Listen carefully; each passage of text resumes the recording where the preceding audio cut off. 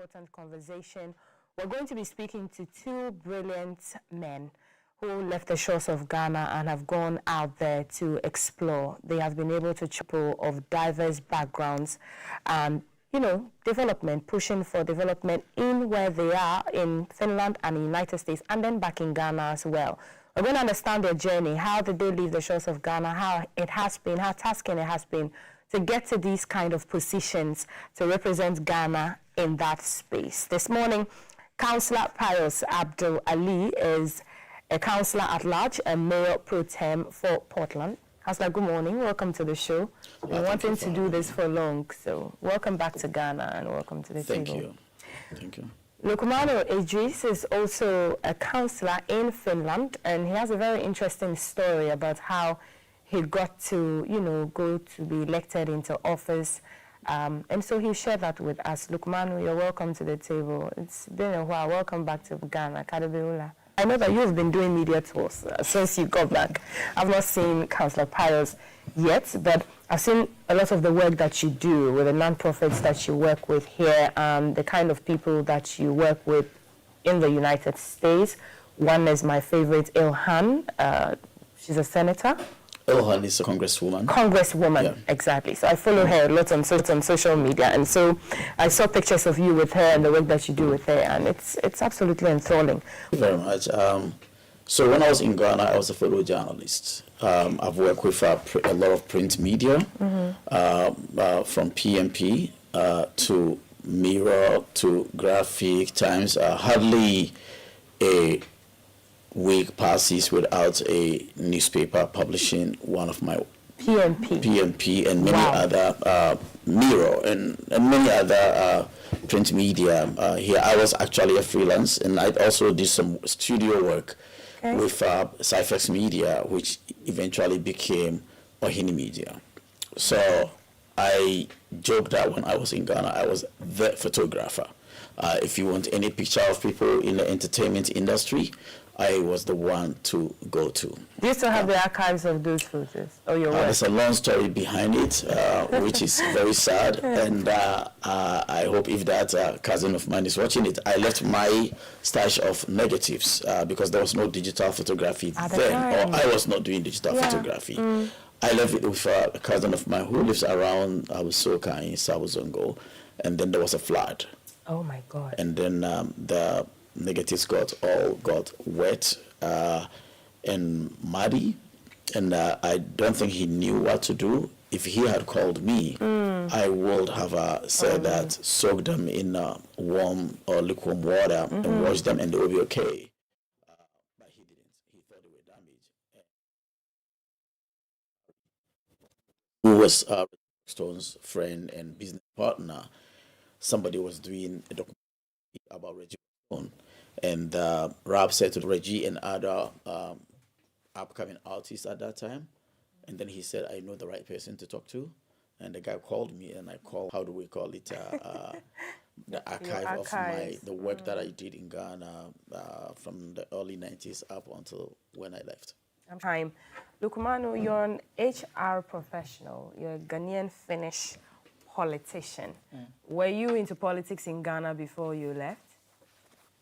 Well, somewhat, yes, in a sense that we're all politicians, whether we like it or not, because we contribute to whatever political decision that happens. So if perhaps I wasn't an active politician during the Go to Finland. Let me ask that. So I migrated to Finland as a student, so I wanted to further my education abroad. So during the time, Finland was, let's say, they were offering free education for international, free tuition education. Okay. So I saw that as a proxy and incentivization to go. More so, the Finnish education is ranked, or was ranked and still ranked, one of the best in the world. So I thought that would be a great opportunity for me. So yes, the intention was to study and realize my career goals, and whilst going, other things came up. Okay. So at what point did you usher yourself into politics? Did you do anything else before you went into politics in Finland?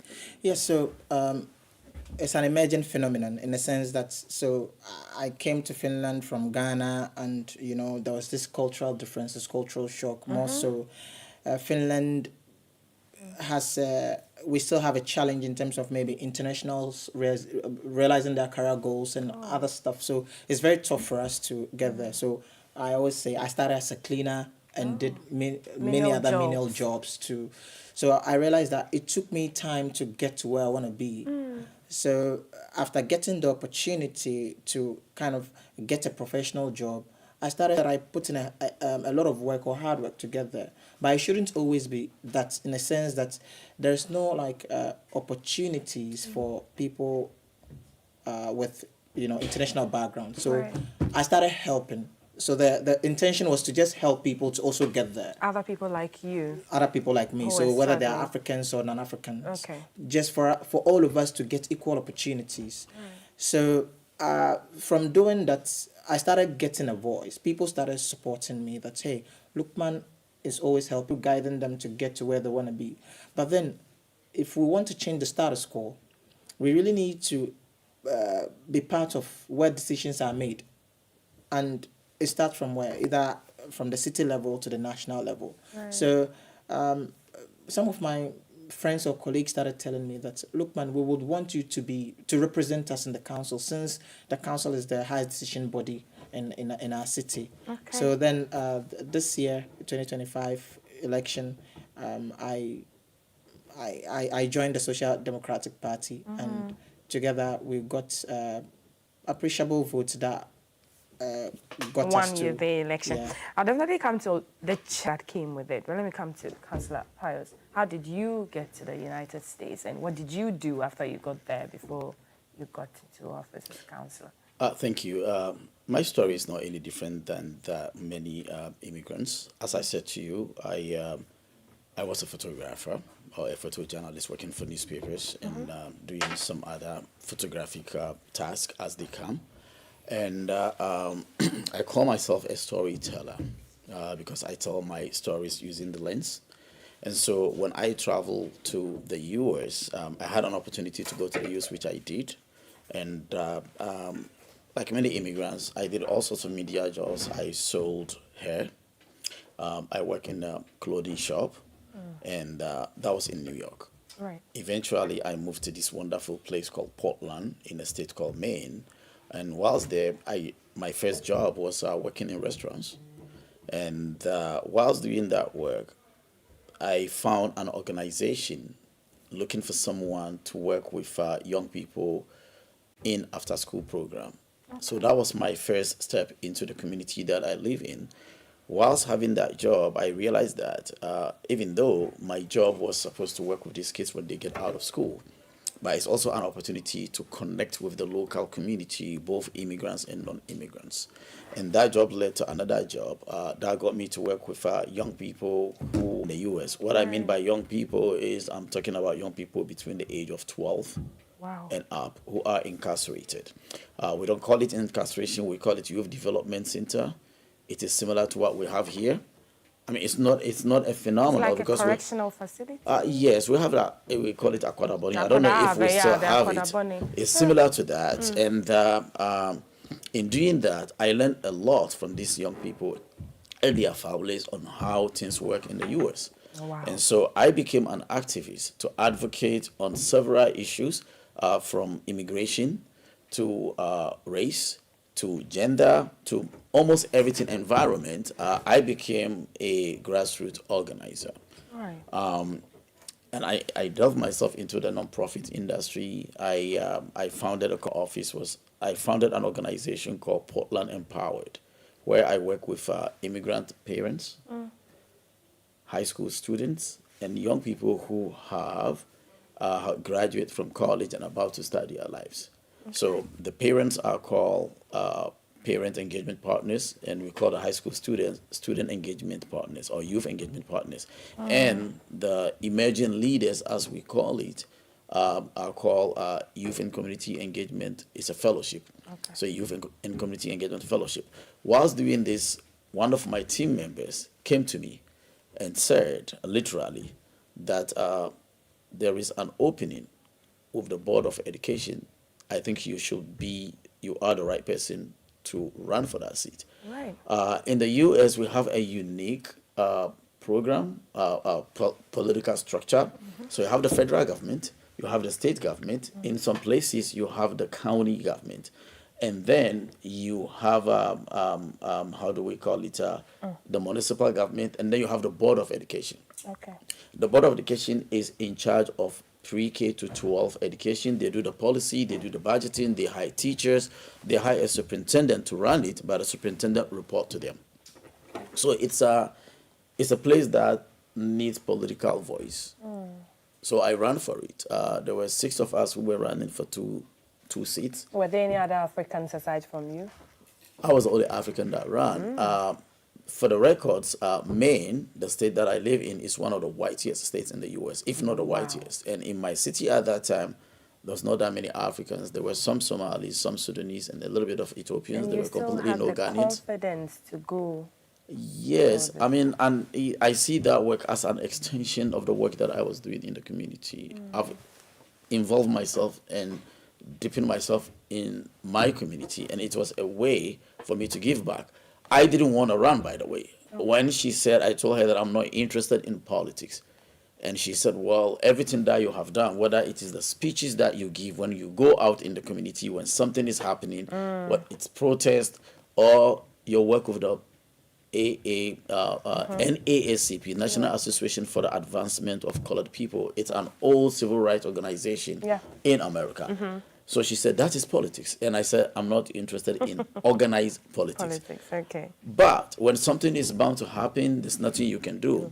The pressure kept turning up on me. So And you're in it now. How does it feel to be in it? Well, it's still there's pressure. I reluctantly took out the papers and ran and got elected. And that was in 2013. Wow. And that made me the first, in the U.S., I became the first Ghanaian American to run, to be in office. And then in my state, I became the first African-born Muslim to be in elected office. 3 years later, I ran for city council, which is where I am now. And then in 2023, I unsuccessfully ran for mayor, to be the mayor of my city. Okay. I didn't get it. It's been a long year. So just this year, I got re-elected to my 4th term on the city council. Wow. So I've been in elected office for, I think, 5 terms if I add the Board of Education. Yeah. That's almost over a decade of being in the political space. How rewarding has it been, and how challenging has it been? Well, some of the challenges that you face is that, especially in the U.S., our political system is changing. We are having extreme end of both of the ideologies that shape American politics. Because you talk about immigration as well, and it's big in the U.S. as well. Right. I've been an advocate for immigrants, both at local, regional, that will be coming on my social media pages. And so, yeah, there's challenges. But there is reward in knowing that when you sit at that table, that you speak for people, not just people that look like you or people that have the same lived experience, but other people who don't have a voice, other people who are downtrodden of society. You advocate for them. You push for policies that will create a very fair and equitable society. And also, you give back to a society that have given you so much. Absolutely. Look, Manu, I mentioned challenges, and Councillor Pius has said all of his. You also have the confidence to do this. Was there something you felt that stood out of all the goals that you wanted to achieve that was lacking probably before you went into office? So, I wouldn't give a straightforward answer because things are like, let's say, whatever you do is an intermittent process to get to somewhere. So from the beginning of my story, I told you how I was serving. So it wasn't, I believe leadership is not about being elected or promoted to either a position or someone else to also get their dream realized. Then they saw that maybe I now have a strong voice. So if I have a strong voice, they will give me that whatever you do, it affects people directly or indirectly, and it shapes their lives. And what's so good that you do something or you involve yourself something that positively shapes the lives of people. So to me, I believe was something that was a great outcome for me. Then top it up to maybe going into the municipal elections, and it being my first time. Right. I had like I think the seat highest vote in my party. That also The fifth highest votes. yeah, in my party, that also got me to be to the council. And I was so I am one of the three people with immigrant backgrounds who are in the city of 52 councillors in my city, and then across the whole region we are 6 from international background. So I would say I cannot say it's a or whether or not it could be a personal milestone, but then that is not it. The most important thing is the outcome of people and representing them, making sure their voices are heard in the council. How huge of a responsibility is it for you that you get to represent people from diverse backgrounds who have unique challenges? Some may have, common challenges as immigrants, but there are also people who have unique challenges, and they're looking to you as a leader to be able to assist in a way to either reduce, eradicate, or improve upon whatever problem it is. Yeah, so first of all, the councillor duty is about service.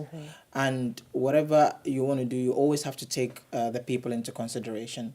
So in my journey, even in my campaign, I made sure I visited all the communities and spoke with their leaders as well, especially, people from immigrant communities. We are always with leadership. Right. So talking to their leaders and also the individuals as well is very important. So as someone who has also lived in Finland for over a decade, I knew our common challenges and patterns. So it was easy to understand what to kind of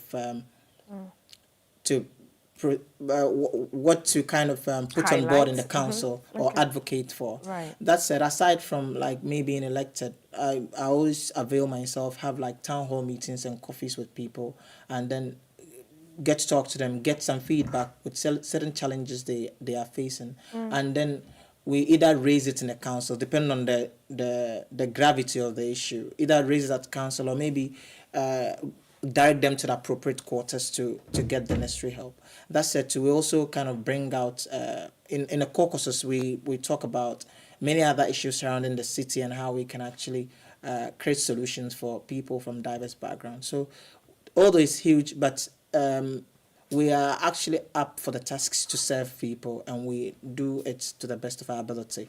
Okay. What is the future looking like for you in politics? What do you anticipate you are going to do next?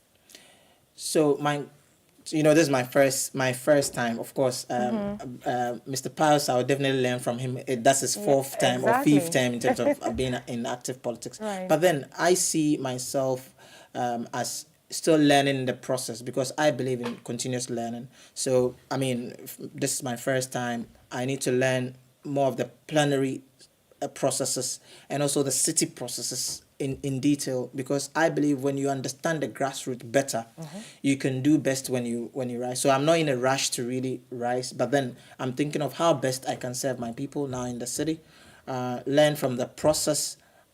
Style of the West. There are people or, think tanks who say that it may not be serving our purpose as Ghanaians or as Africans. Some will then quote Dr. Nkrumah, who says that find African solutions to African problems. Then there's still that school of thought who also still think that, the West are able to manage corruption better, they're able to have stronger institutions, for accountability and all of that. You've been here, you're from here, and you're there. What do you see are the differences and the things that we could adapt to make governance better in Ghana for the ordinary people? Thank you very much. I think I can speak broadly, not specifically. Right. What I would say to you is there's an analogy that I talk to people, whether it is in politics, as I said, I'm a storyteller. I tell people that when you take a liquid, right, water is water anywhere or any liquid, and you pour it into a container. You can pour liquid into 10 different containers, right? And you put it in a fridge. When it freezes, that liquid will take the shape of each container that you put it in. The Western democratic system is created by the Western philosophers, right? If you take it somewhere, it doesn't matter where in the world, the best thing to get it to work for the people that live there is to adopt it to some of the cultural norms, some of the traditions, and the way that the people who live there want to be governed. That is one. Two is that, as my brother here have said, public service or elected office, even though political, out there, we see it as a public service, right? You are there to serve the people are not serving you. Yesterday, I was having a conversation with someone, often, if I'm going to, say, Washington, D.C., Right. to go do something for my city, or to go with my colleagues, the city staffers are obligated. It is not a choice. It is an obligation on them to look at the cheapest flight. So they will have to do research and find out that I'm flying on Wednesday at 10 a.m. from my city to... You who are in a privileged position, they buy you the cheapest ticket. Yes. And I will be staying there for 3 days. So I have to sleep, since I don't have a house in Washington, D.C. I have to stay at a hotel. They will look for the cheapest room close to where my meeting is. And when I get off my flight, I will have to take the cheapest public transportation available. You don't talk about security, because that's what our politicians will talk about here, you know, security. You have to be in a V8, you have to be in the first class. Yeah, that is why I say that when you take a liquid and you put it into a container, it takes the shape of that container. So I will have to take the train. If I want to take the train or bus, if I want to take any type of ride, it will have to come out of my pocket. So we have all these rules. Heck, in my own city, when I have a meeting with someone, they cannot buy me coffee. Because I will have to buy my own coffee. That looks like what, inducement? Not necessarily. We don't want to create an opportunity for that to happen. Having said that, American politicians are human beings. So we also have our own form of corruption. Right. But so those are some of the ethical rules that are put in place. I'm not saying that we should do the same thing here. That is why I gave an example of water in a container. Yes, but if we're able to adapt the public service to the barest minimum, like you say, and feel that, you know, it's not necessary that you have to spend so much to serve your people, the same people who pay the taxes that you use, you know, for all the luxury things. If you can afford to be in the cheap hotel, cheap airplanes. Now, if I want to travel first class, I will have to pay for it. And the process have to be a public, like they will have to put the record, say that on this date, at this time, Councillor Ali was traveling to ABC, and he paid us between what we are allowed to pay, because for the taxpayers' money. And anybody in the city can walk up to City Hall and say that I saw Councillor Ali posting something on social media that he was in DC. Was he there on our behalf? If the city say yes, they can say, can I see the financials? Can I see how much he spent when he was there? So accountability could be better. We could adopt better accountability mechanisms from the West or from the US. That's what I deduce from what you're saying. I will let you, the Fourth Estate, do that here. Okay, let me come back to Lukumanu. Yes, same question I've asked Councillor Lee, what we could adopt better. Yes, so 3 things. That will be responsibility, the willingness to learn, and accountability. These are very important. Do we take entrenched positions when you say the willingness to learn? Are we not adaptable to change? So it depends. So how fast are you willing to adapt? It's also very important, because the world is moving at a faster pace, and you and I know that things happen so quickly. How quick are you to adapt to the situation? So tell me, what are the culture shocks? So when you're there, you know, maybe there are dustbins where people don't litter. So but when you come to Ghana and you're on the streets, what are some of the things that make you exclaim? Because it's difficult for me if you check my car right now, Okay. I have a lot of litters in my car because it's difficult for me to throw Throw out something trash. out So of unless the I get car. home to, you know, to here in Ghana, they ask me, and I tell them just litter in the car when we go home because it's more like an upbringing. So we can also embed that in our culture. Don't throw away litter. So Right. these are micro incidents or maybe micro level activities or behaviors. So if you are on duty or if you are whether in a political position, you have to be responsible. So what does your work entail? How do you do your work with diligence? With Work absolute ethic is a big problem. Yes, so this is something in our pre-conversation earlier back in the at the back of the studio. So we were talking about how service is very important to us because you are looking at the outcome of what you do for the people, the outcome they get from what you do, in a way that will have direct effect on people. Right. So this is what we actually look for. So that is our compensation, not the monetary aspect. More so than the accountability. So if I do this, am I accountable? If they ask me what did you use in doing this and executing this? So in my previous interview, I was talking about even in our electioneering or election campaigns, after the campaign or after elections, there is an agency that will query you about your audit you about your expenditure in the whole campaign, and you have to report it. These are very important. So it makes you, I mean, steady. Absolutely. In whatever that you undertake, be it in your electioneering campaign or even undertaking your duty. Okay, we have to go. I'm going to give you a minute each to wrap up. Councillor Ali, what would you leave young people who are watching you and all the laurels that you've chalked and where you have gotten to? What word would you leave them with?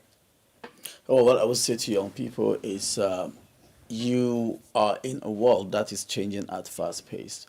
But what you can do is make sure that whatever you believe in and whatever your passion is, stay focused and make it the center of your universe, that you are going to leave this world better than you found it.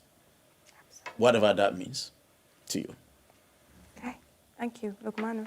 Well, what I can tell young people is that remember, leadership doesn't start with you being elected into a position, but it start with the little services you undertake to affect people's daily life. So it can position or no matter who they are, and then serving your community. That said, also trying to kind of have the willingness to learn. That is the game changer in this ever-changing. Definitely so this is what get there. you to. Because you keep learning and then you grow. Thank you so much, gentlemen. Councillor, for making the time and having this conversation with us. I'm sure Ghanaians are inspired, young people here and in the diaspora. Abdul Ali is a mayor at large, a councillor at large, mayor pro tem in Portland, and he runs a lot of non-governmental organizations, but he's a politician from Ghana, and he is in the USA. Lukman Idrisu, on the other hand, is a Ghanaian Finnish HR professional, academic, and a politician. Went into elected office in Finland for the Social Democratic Party, won, and is a councillor as well. Thank you so much, gentlemen.